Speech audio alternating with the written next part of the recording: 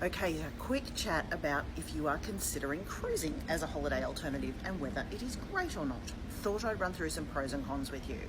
So the really cool thing is you come on board once, you unpack, and then for the time of your cruise you either wake up in a new city or a new country whenever the ports of call are. That's very cool.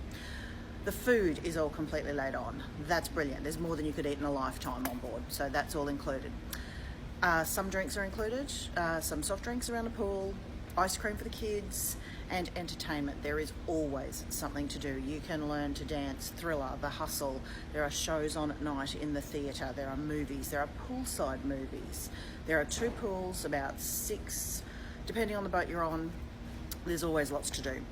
There is dancing, singing, cocktail lounges, art auctions, always something to do if you are someone who loves to be constantly entertained, or you can do as little as possible and sit by the pool, relax, read a book. There is a library if you forgot to pack a book or your Kindle.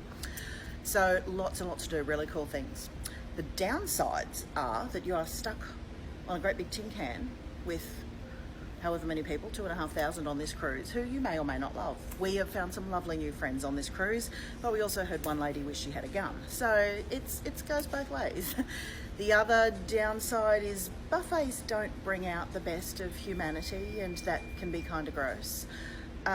People's personal hygiene may be completely different to yours. So thankfully there are now hand sanitizers all over the cruise ship. You're also viewed as a bit of a walking ATM machine when you're on board. So depending on the owner country of the cruise line, Royal Caribbean is owned by America. So everything is in American dollars. So if you want to buy a drinks package on board here, you're looking at 63 American dollars per day. With the current exchange rate, that works out to about $90 a day for the Australians. So a 12-night cruise is going to cost you over $1,000 for the week in alcohol per person, which isn't cheap.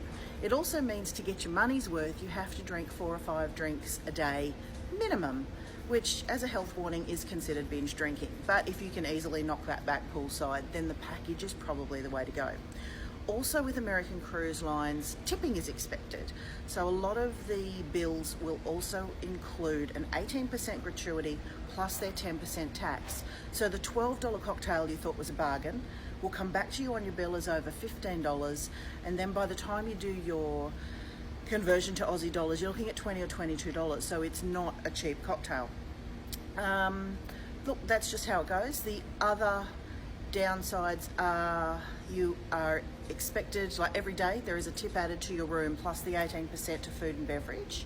The shore excursions can be really expensive and are usually cheaper on shore. The massages, you could probably fly to Thailand and get a massage for the price. But look, if you are just looking for something where you can do as little or as much as possible, spend great time with the family, always have something going on, know that the kids are pretty safe, there's a teenage area, a creche, a nightclub. It's a really cool option for a lot of families that they choose to use. So weigh up the pros and cons, have a think.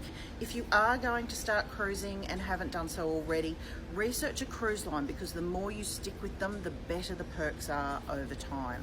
So hope I haven't done for or against too harshly, but yeah, make up your mind. There's lots going on, both for and against. So if you do enjoy your cruise, there's fabulous destinations to go to. I'd love to hear your stories about whether you had a win or a loss with a cruise.